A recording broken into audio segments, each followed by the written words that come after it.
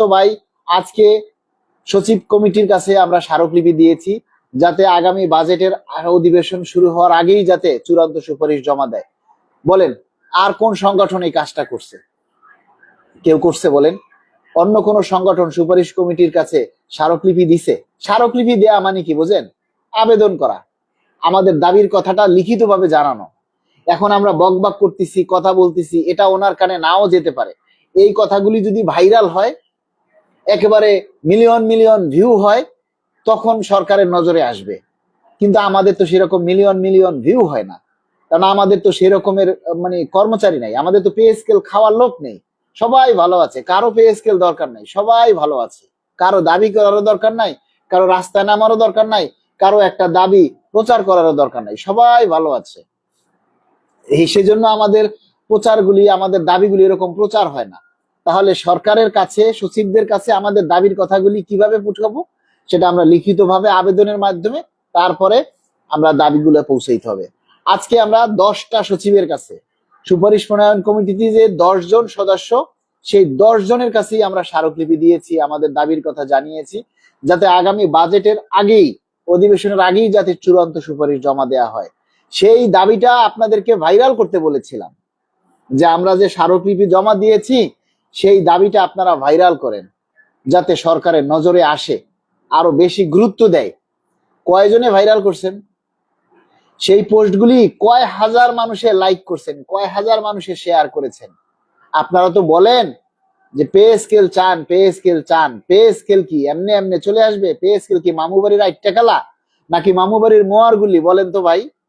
আপনি একটা দাবি শেয়ার করবেন না, আপনি একটা দাবি প্রচার করবেন না, একটা লাইভে এসে একটা কমেন্ট করবেন না, একটা দাবির কথা লিখে জানাবেন না, একটা শেয়ার করবেন না, আবার 2টা টাকা দিয়ে সাহায্য করবেন সেটাও করবেন না, ঘরে বসে বসে পে স্কেল খালি আকাশে গনে পড়বে। বলেন, পে স্কেল কি আকাশে গনে খালি লাফাই লাফাইয়া পড়বে? আপনারা এটাই মনে করতেছেন?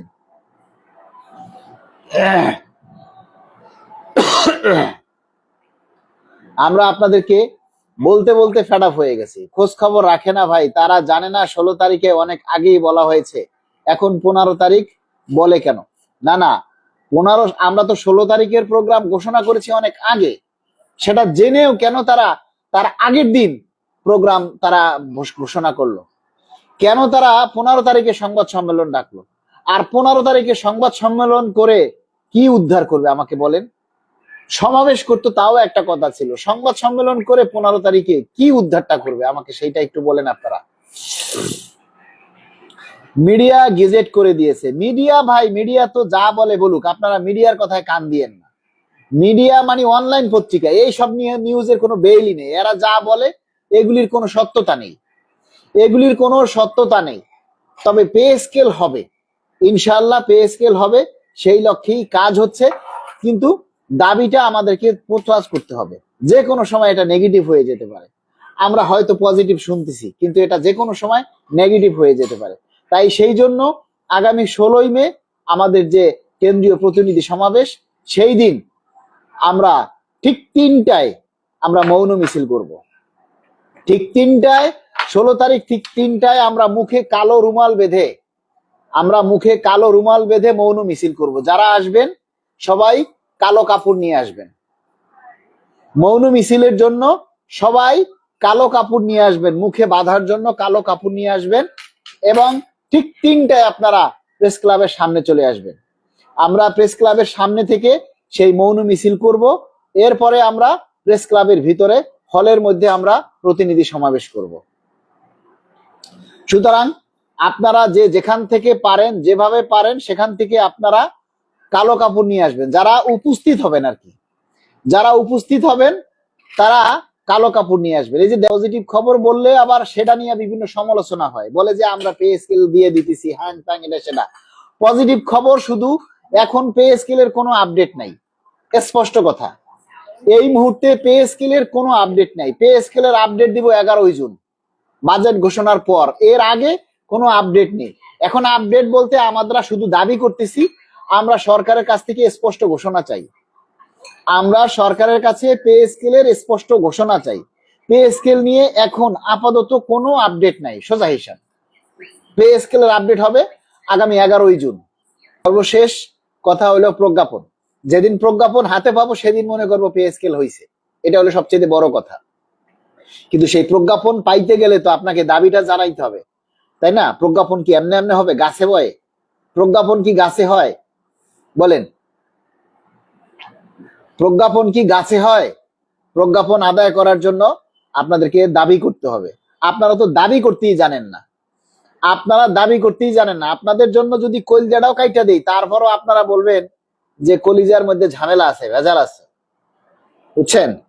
আমাদের দাবি এখন শুধু একটাই, আমরা সরকারের কাছ থেকে আমরা স্পষ্ট ঘোষণা চাই। ঈদের আগেই আমরা সরকারের কাছে আমরা স্পষ্ট ঘোষণা চাই।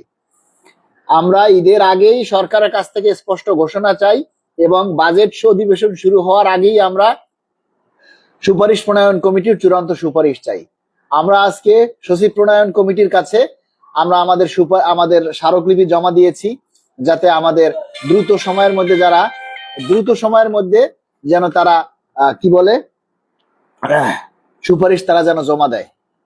পে স্কেল হবে, ইনশাআল্লাহ পে স্কেল হবে, সেই লক্ষ্যেই কাজ হচ্ছে। কিন্তু দাবিটা আমাদেরকে প্রত্যাশ করতে হবে। যে কোনো সময় এটা নেগেটিভ হয়ে যেতে পারে। আমরা হয়তো পজিটিভ শুনতেছি, কিন্তু এটা যে কোনো সময় নেগেটিভ হয়ে যেতে পারে। তাই সেই জন্য আগামী 16ই মে আমাদের যে কেন্দ্রীয় প্রতিনিধি সমাবেশ, সেই দিন আমরা ঠিক 3টায় আমরা মৌন মিছিল করব। ঠিক 3টায়, 16 তারিখ ঠিক 3টায় আমরা মুখে কালো রুমাল বেঁধে মৌন মিছিল করব। যারা আসবেন সবাই কালো কাপড় নিয়ে আসবেন।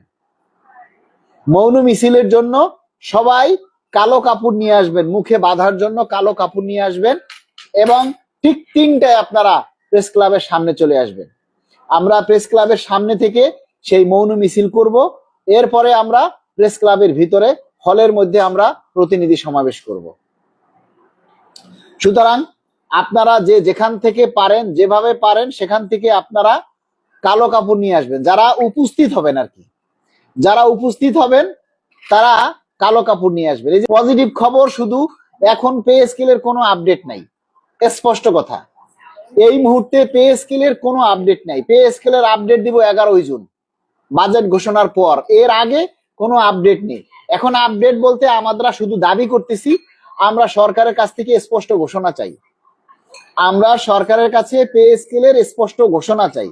পে স্কেল নিয়ে এখন আপাতত কোনো আপডেট নাই। সোজা হিসাব, পে স্কেলের আপডেট হবে আগামী 11ই জুন। সর্বশেষ কথা হলো প্রজ্ঞাপন। যেদিন প্রজ্ঞাপন হাতে পাবো সেদিন মনে করবো পে স্কেল হয়েছে, এটা হলো সবচেয়ে বড় কথা। কিন্তু সেই প্রজ্ঞাপন পাইতে গেলে তো আপনাকে দাবিটা জানাইতে হবে, তাই না? প্রজ্ঞাপন কি এমনি এমনি হবে গাছে বয়ে? প্রজ্ঞাপন কি গাছে হয়? বলেন, প্রজ্ঞাপন কি গাছে হয়? প্রজ্ঞাপন আদায় করার জন্য আপনাদেরকে দাবি করতে হবে। আপনারা তো দাবি করতেই জানেন না, আপনাদের জন্য যদি কলিজাটাও কাইটা দেই তারপরও আপনারা বলবেন যে কলিজার মধ্যে ঝামেলা আছে, ভেজাল আছে। বুঝছেন? পুলিশ ওভারটাইম ভাতা পাবে, বিজিবি, সেনাবাহিনী, আনসার এরা তো পাবে না। পুলিশ ওভারটাইম পাবে এটাও গুজব, এরকম কোনো কিছুই হয় নাই। আমরা পুলিশকে জিজ্ঞেস করছি, এটা হলো গুজব।